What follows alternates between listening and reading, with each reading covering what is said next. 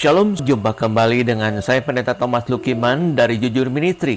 Visi dan misi dari Jujur Ministry adalah visinya melayani dengan kasih sesuai dengan perintah kerajaan Allah, menjadi perpanjangan tangan Tuhan bagi orang miskin. Misinya membantu mensejahterakan masyarakat yang miskin, membangkitkan empati bagi orang tua dan anak-anak muda yang memiliki gaya hidup berbagi dan memiliki hati yang berkemurahan. Baik, sebelum kita akan mendengarkan perenungan firman Tuhan, kita akan memulainya di dalam doa. Bapa, di dalam nama Tuhan Yesus, kami mengucap syukur bila hari ini kami boleh menerima segala kebaikan-Mu dan anugerah-Mu yang berlimpah-limpah di dalam setiap kehidupan kami. Melalui perenungan firman Tuhan ini, kami boleh lebih mengenal akan pribadi-Mu. Kami membuka hati dan pikiran kami siap untuk diberkati oleh kebenaran firman-Mu. Di dalam nama Tuhan Yesus, amin. Tema firman Tuhan hari ini, saling menghargai satu dengan yang lain. Di dalam Roma pasal 12 ayat 10, hendaklah kamu saling mengasihi sebagai saudara dan saling mendahului dalam memberi hormat. Setiap orang memiliki kerinduan untuk diterima oleh orang lain. Itu sebabnya Tuhan menciptakan kita untuk saling menghargai. Perbuatan baik tidak akan pernah hilang di dalam kehidupannya. Orang yang sopan santun menuai persahabatan. Orang yang menanam kebaikan menuai kasih sayang. Jika kita belum tahu dan mengerti duduk persoalannya, sebaiknya kita diam saja daripada banyak bicara yang pada akhirnya kita bisa terjebak dengan gosip. Sebuah kesalahan, solusinya hanya membutuhkan kejujuran, tanggung jawab, dan perbaikan. Tidak membutuhkan alasan, reaksi negatif, dan perdebatan, apalagi penghakiman. Ngeri benar kalau ada orang yang ikut-ikutan berdebat dan berargumentasi tentang siapa yang benar dan siapa yang salah. Sikap dan respon yang terbaik adalah memakai tali kekang pada mulut bibir kita agar kita bisa mengendalikan diri sehingga tidak terjebak oleh perdebatan maupun gosip. Seringkali dua orang yang bertengkar dan berkelahi, malah korbannya adalah orang ketiga. Makanya jangan nyinyir, suka ikut campur urusan orang lain. Kalau tidak kita ingin ketiban pulung, bagaimana agar hidup kita saling menghargai satu dengan yang lain? Yang pertama, kita harus belajar dari rasa sakit untuk tidak memberikan rasa sakit kita kepada orang lain. Di dalam Roma pasal 12 ayat 21, janganlah kamu kalah terhadap kejahatan, tetapi kalahkanlah kejahatan dengan kebaikan. Kebencian yang bercampur dengan iri dan dengki menyebabkan orang itu kalap dan suka menghalalkan segala cara untuk menjatuhkan kita. Hidup adalah 10% dari apa yang terjadi, sedangkan 90%-nya adalah bagaimana kita meresponnya. Jangan berharap menemukan kehidupan yang berharga, tetapi buatlah kehidupan kita berharga, baik di hadapan Tuhan maupun di hadapan manusia. Anggaplah pelecehan dan hinaan sebagai hadiah yang memotivasi kita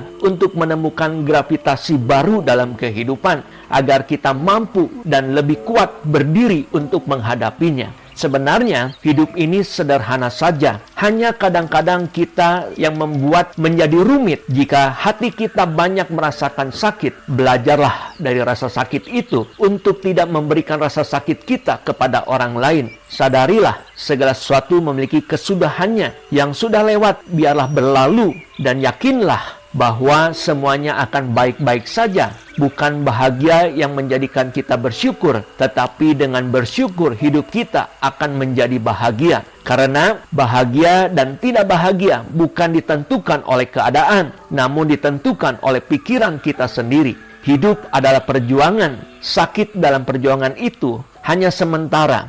Tergantung lamanya kita menanggungnya. Bisa semenit, bisa sejam, bisa sehari, bisa setahun, atau bertahun-tahun. Tergantung pilihan kita sendiri. Yang kedua, kita harus belajar seni untuk memperhatikan orang lain jika kita ingin memiliki hubungan yang indah dan bahagia. Di dalam Filipi pasal kedua, ayat yang keempat, dan janganlah tiap-tiap orang hanya memperhatikan kepentingannya sendiri, tetapi kepentingan orang lain juga. Hidup kita di dunia ini, di mana gawai dan teknologi telah membuat perhatian kita terus-menerus terbagi dan membentuk kita untuk tidak lagi memperhatikan orang-orang yang hidup di dekat kita. Media sosial telah begitu menghalangi kita dalam mengembangkan hubungan dengan orang-orang yang tinggal dan bekerja sama dengan kita. Yang dekat jadi jauh dan yang jauh jadi dekat. Inilah yang disebut hubungan yang semu atau hubungan bayang-bayang alias tidak nyata. Sangat mudah untuk duduk di restoran bersama keluarga atau teman, tapi kita lebih peduli dengan teman-teman kita di Facebook, di Twitter, dan di Instagram. Kita ada di situ, tapi hati dan perhatian kita ada di tempat yang lain. Inilah yang disebut kepura-puraan. Berdasarkan sifat dasar manusia, kemampuan untuk memperhatikan orang lain tidak muncul secara alamiah. Rata-rata manusia cenderung tidak peduli atau tertarik dengan urusan orang lain. Malahan, mereka biasanya lebih menginginkan menerima perhatian dari orang lain ketimbang memberi perhatian buat orang lain. Hadiah terbesar yang bisa kita berikan kepada orang lain ialah perhatian. Dengan memberi perhatian berarti kita harus mengorbankan waktu, energi, dan pikiran kita, bahkan mungkin juga uang kita. Itu sebabnya tanpa kasih kita sulit untuk melakukannya. Seni memperhatikan ialah tindakan kasih yang patut kita pelajari. Bagaimana kita memperhatikan anak, pasangan, orang tua, keluarga, sahabat, bahkan sesama kita. Dimulai dari yang terdekat, yaitu tetangga kita, se-RT kita, se-RW kita, selurah kita, segereja, dan lain sebagainya. Mari kita temukan mutiara kebahagiaan yang selama ini telah hilang. Lakukan satu perubahan dalam hidup kita dengan saling memperhatikan dan saling mengasihi. Inilah yang akan membuat hidup kita terasa lebih berbahagia. Demikianlah perenungan firman Tuhan pada hari ini. Dan saya akan akhiri perenungan firman Tuhan hari ini di dalam doa. Bapa, terima kasih bila hari ini kami boleh mendengarkan kebenaran firman Tuhan yang menuntun hidup kami saat menghadapi dan menjalani realitas kehidupan ini.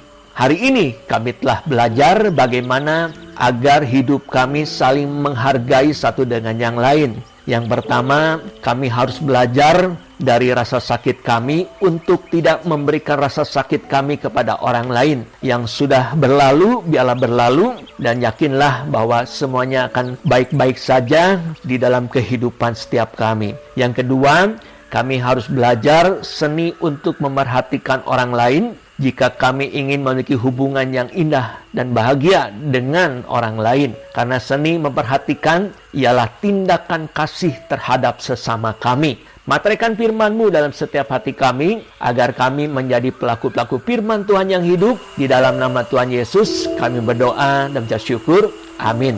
Saya Pendeta Thomas Lukiman mengucapkan terima kasih, dan Tuhan Yesus memberkati kita semua. Shalom. Just wanna speak